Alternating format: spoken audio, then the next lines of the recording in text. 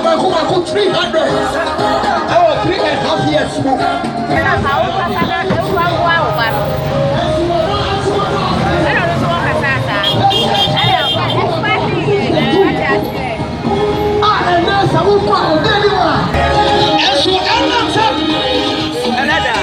How are you? I'm doing very well myself. Good to see you. Good to see you too. This is the second time that you're contesting to become MP for this area.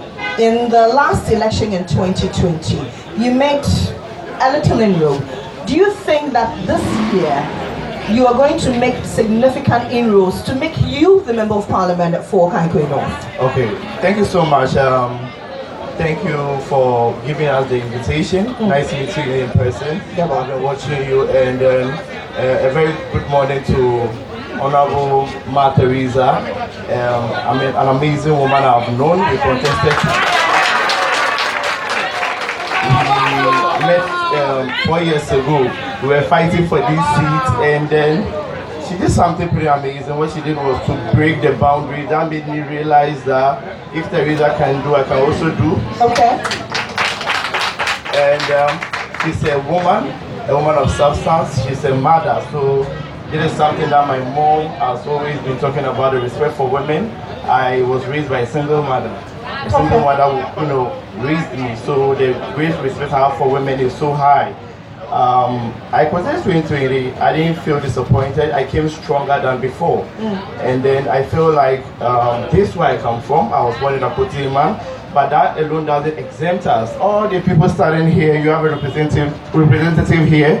My grandfather is Alaji King Blackie. Those of you who know him from Yamiche, that's my grandfather. So meaning that I'm here representing the people of La Paz. So one leg in La Paz, one leg in Akotima. I want everybody to look up to something. The UK was able to elect somebody 21, 22, 24 for parliamentary. So we can also do that as Africans and Ghanaians. I made an effort to climb there, and it wasn't successful. And I'm good in fighting tirelessly, using my strategic development to push that agenda. What is your strategic development? It's vast. Okay. I depend on my foundation. I got a whole foundation for some of my projects. Some that I can do personally. You know how extravagant things are. Very expensive things are. And you can't be extravagant now. You can't give. You can't, because of how the system is now. We got disappointed by a government, that is the NPP government, and I feel like we should go back to our roots, the CPP. The CPP started with market women. Our mothers are doing so well to put her in schools, anything possible for their children to be successful in life. But at the end of the day, they don't have the capital to do the job. Right. Some people wish to have the money with interest-free, but the interest keep rising as if there's problem. And then if you do for one person, you don't do for another, you'll be criticized for that. And it's very, very tough. We've tried, but you can't cover up such a thing. I believe that when I'm being elected as a member of parliament, I can collaborate with microfinances, some loan, institutes, let me put it that way, to help our traders across Okaikwei North, La Paz, Inclusive, Niboy, Akotima, Chimota, Kisima, all these environments. We can give our mothers some loans. Number two, our education system is something that we talk about a lot, but we don't respect it. Go to some of the public schools, they don't look attractive. It's not about getting only teachers, but we need to renovate our schools. Students or young students will feel proud of their schools, point at their school that is my school. But when they point at their school, the school doesn't look attractive. How are we taking this? Let's compare some of these public schools we have around with secondary schools. Secondary schools are always neat, and students are moving from one school to another school. So the progress should be a progress that is going on, but not circulated at a particular part of education. So education for all, the education, I think, as a member of parliament, I will try and make sure the district schools around are renovated all the time. They look attractive like the churches and the mosques we have around. Okay. And in terms of health, I feel like schools around should have a mini clinic. Now, this mini clinic is going to help parents who are busy with their jobs, with their wards being sick, and this work can be kept in the school because we know we have a qualified nurse to take care of these kids. Okay. And private schools can also benefit. When there is one public school close to a 5 or 10 private schools, and there's a mini clinic, it's for the community. It's not of being in a public or private school. You have the advantage, you have the right to go to that clinic that is situated in a single government school, and it can help, minimize the choking of, students in facility, and they cannot be attended to quickly. Parents also can entrust or re-entrust teachers that they are there to teach my kids. By the end of the day, the school has a facility that takes care of the sick. And thirdly, it's about the youth. We talk about the youth all the time, but my mom is a youth as well. Looking at the age, she's not old. She's also the part of the youth. Okay. But my problem is the job. How do we create job? The jobs are not there, and I feel that the government has disappointed us. So my own way as a parliamentary candidate, one of my vision is that I want to lobby, make press conferences, and allow government attention to come to Okaikwei, but we deserve better. Okay. We deserve better. Okay. So that's Mohammed Ibrahim Futa, is the CPP parliamentary candidate for the 2024 general elections. So that's Theresa Awuni. Okay, mind you, we sent out invitations to the New Patriotic Party as well. Unfortunately, they did not turn up. And so we have the rep from the NDC and then that of the Convention People's Party, Abdul Hamid. And there are certainly members I understand who are equally around. Abdul Hamid Ibrahim Futa. I have so many questions to ask. If I can elaborate them, I'll start. Go ahead. Theresa, you said you call for people to come.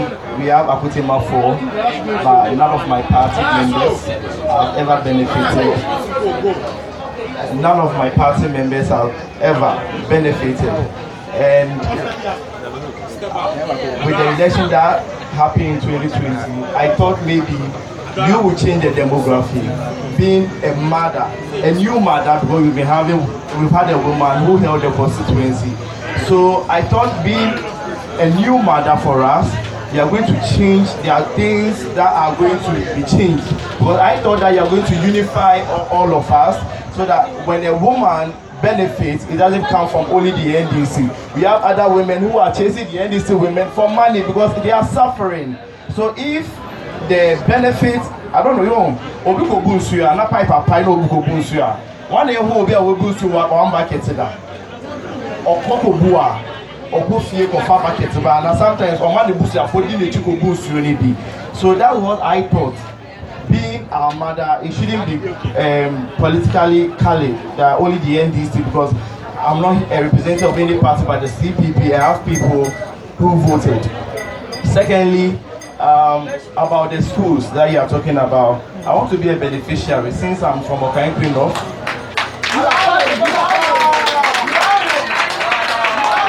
I have 1 year to finish my MPhil, University of Ghana. I want to do an MBA to attach to my MPhil, that is business analysis. If you can fund that, because if you are paying, I want to benefit so that in 2028, whether I'm MP or you are the MP, I can publicly say that I benefited from the school thing you are talking about.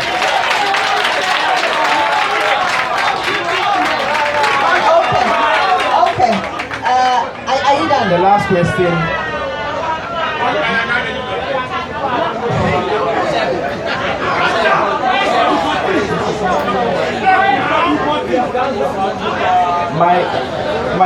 My last question, is from today. My question is, can you or you can't? I wish there's something missing in our schools, as I'm saying. Can we renovate the schools around the district? And I know your power as MP, there are some obligations that are not your obligations. So how do you feel how do you work with the MC and the DC and putting them accountable? You know, sometimes the MC and the DC don't do what you want, but you don't have to keep quiet. You have the right to make a press conference about some of your things or achieve or some of your visions that you want to collaborate with them that you couldn't achieve because they are not being voted for. Okay. But then they have huge responsibility in the constituency. So that's my question. How do you work with them and how productive are they with you together with your work? Thank you. Okay, I'll come to you shortly, but let her answer these questions. Thank you very much, Mr. Futa. And please, once this program is over, submit your details, your fees and everything.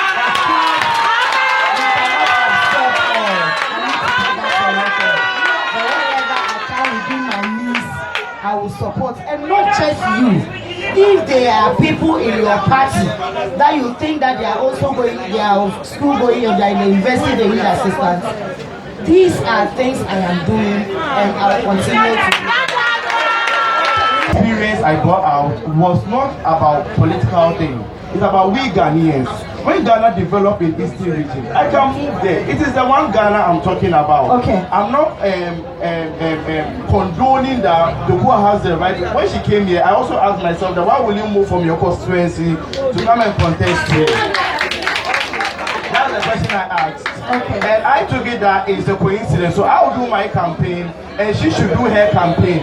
My mom said that, Ajaisha said that Obana doesn't even need campaign because she has already done the job. Okay. So if they give you billboard, they don't give you billboard, no matter the publicity, your good work will pay. And please, and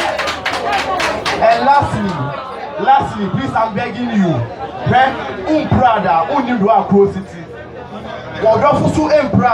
you don't know the kind of pain that person is going through. Right. Let's move away from dangers of fights.